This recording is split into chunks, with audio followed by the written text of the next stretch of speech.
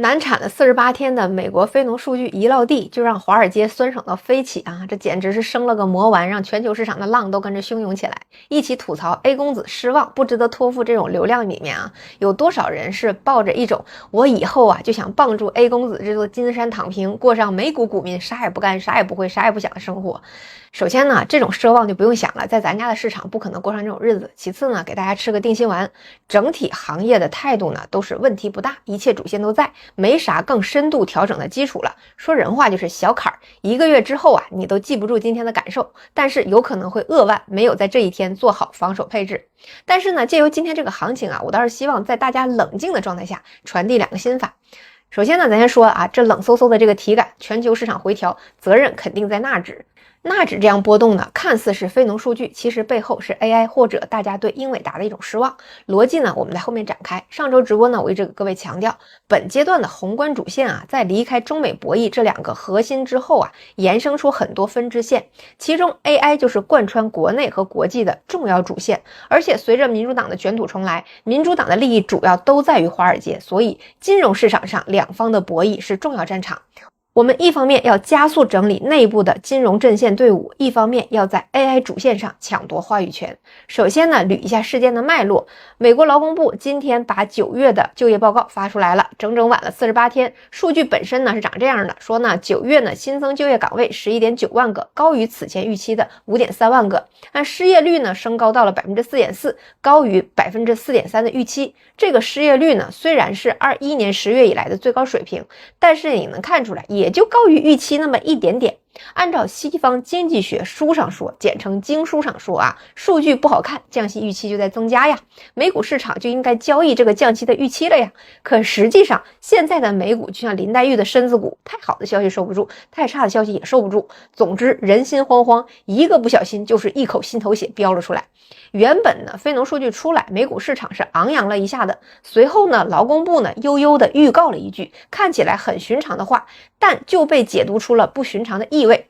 劳工部就是说呢10月和11月的就业状况要等到12月16号一起公布。这个消息出来1个小时之后，标普就飞流直下3000尺了。西方经济学这个经书啊，很厉害的地方就在于，同一个事情涨了就说是在交易预期，跌了怎么说呢？就说因为市场恐慌于联储未来一段时间又要在没有数据支持的情况下做出利率的决策了，所谓联储的独立性受到了冲击。可事实真的是如此吗？其实真正有问题的是美国经济的基本面。回到开篇我说的，全球市场矩阵核心在美股，美国矩阵的核心在 AI 恐慌，或者说大语言模型的恐慌。英伟达的财报出来了，看热闹的人觉得超出预期了呀，要走高一波了。但是看门道的人看到的是美国的经济增长全靠 AI 公司的资本性支出撑着，叫做 CapEx。这玩意儿指的就是公司为了扩大生产而产生的支出，这个支出呢是个财务数据的统计结果，是不是真的有这么多的钱在流动是不一定的。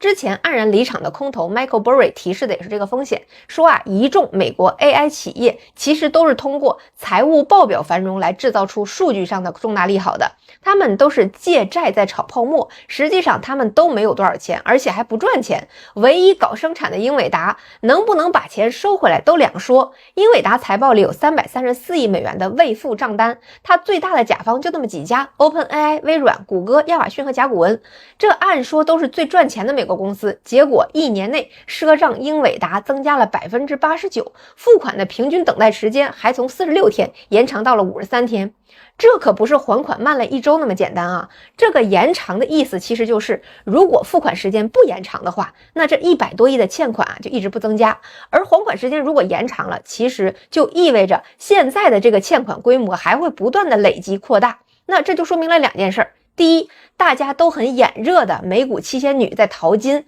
英伟达是那个唯一卖铲子的垄断供应商，结果发现声称家里有金矿的七仙女在赊账买铲子，这说明啥呀？说明 AI 这个淘金的传说不真实啊。而第二个就是前面我提到的资本性投入 CapEx 这个事儿，说明啊这么多钱投下去了，是铲子也不赚钱，金子也不赚钱，那到底 AI 还能不能让美国伟大了？要知道今年美股 AI 行业有4000亿美元的资本支出 ，AI 的这个支出在统计学上实际上就决定了美国的经济是蓬勃发展还是大衰退。现在属于是记账上记了很多钱，可是不知道钱在哪儿。AI 公司也没钱，英伟达卖铲子也没钱 ，AI 以外的美国行业更没钱，流动性紧张嘛。于是现在英伟达的财报和之前空头引发的情绪，实际上就在美国投资者那个担心 AI 的脆弱的神经上撒了一把盐，分分钟它就崩了。而这种情绪上头的崩，就很难不带动全球市场承压。毕竟与此同时，日债昨天刚崩，国债收益率飙升，本来日债就是在给全球提供低息流动性的，现在全球流动性一收紧的档口，美国市场又一慌。我们内部按照一贯的一些不听指挥的机构抱团抬轿子的玩法，看到这种情况也是一定要争先踩踏的。这就是我说的内部的另一条主线的具体体现，也是近期一系列标准出台需要收拾的对象。而且呢，具体到技术层面，我们毕竟也红了6个月了，现在也到了整理队伍、整理筹码的阶段了。总体来说就受到了一定的冲击，但是莫慌，尽在掌握。真正的危机压根就不在我们这里，我们也没有任何深度回调的基础，受到波及不可避免。但是看到美股目前真正的2条主线，才能理解，虽然里外都在跌，但是是完全不一样的逻辑。美国过去1年主线只有2个，第一个是击鼓传地雷的这个鼓点游戏要停了，第二个是 AI 可以解决美国经济的一切问题，开启新的创新周期。前者看到的是利率高企，政府的赤字失控， AI 估值天花乱坠，任何一个让人觉得鼓点要停的信号，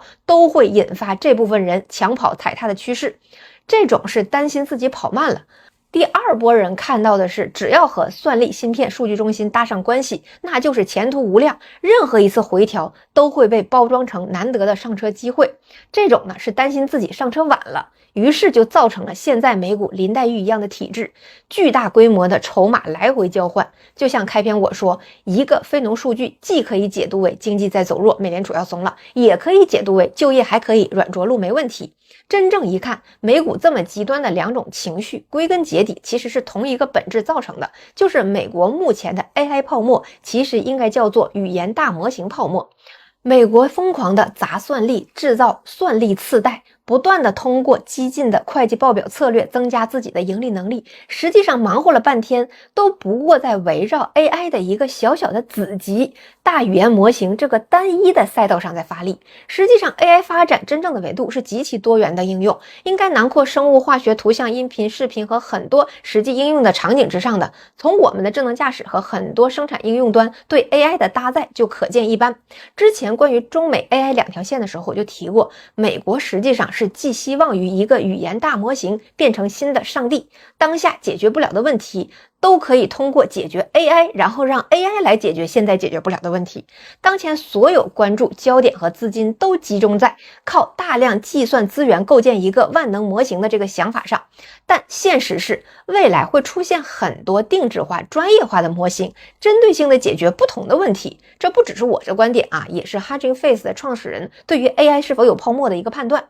现在美国它就不是 AI 泡沫，而是语言大模型泡沫。那为什么会有语言大模型泡沫呢？因为它别的也没有啊，它没有，但是我们有啊。我多次给大家讲过，实体产业和金融业平衡的时候是彼此促进的，但是稍微放纵金融业就会对实体产业产生根本性的反噬，伤筋动骨治不好的那种。